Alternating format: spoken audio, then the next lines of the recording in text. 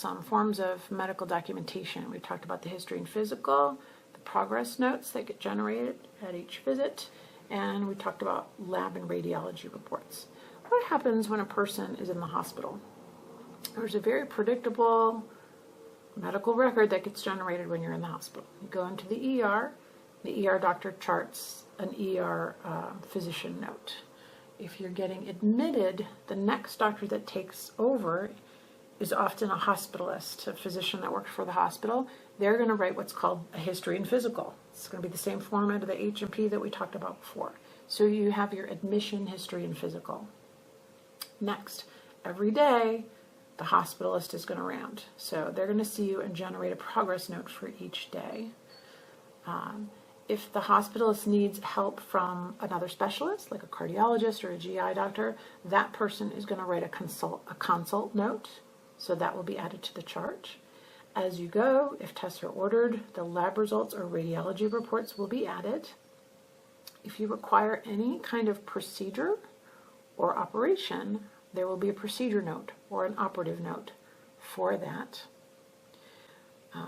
Every shift, you'll have nursing notes because the nurses will be documenting your blood pressure, your heart rate, your fluid ins and outs. There's a lot of things that nurses have to do that get documented, and that happens on every shift basis, usually. And then there are therapy notes on a daily basis if you're being seen by a physical, occupational, or speech therapy. Every time they work with you, they're going to generate some kind of note. There will be social work or case manager notes documenting what your social history is and what your discharge plan is going to be.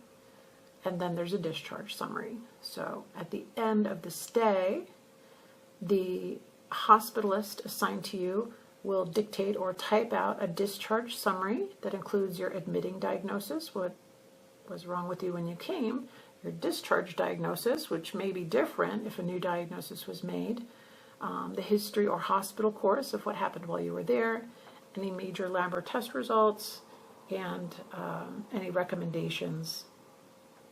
There will be a medication reconciliation list where your home medications are reconciled with your discharge medications and you're given a final list. That's a really good document to ask for and double check. You should always receive it when you leave the hospital. You should get your medication list to take home and you should double check it and ask questions before you go out the door. That's really important.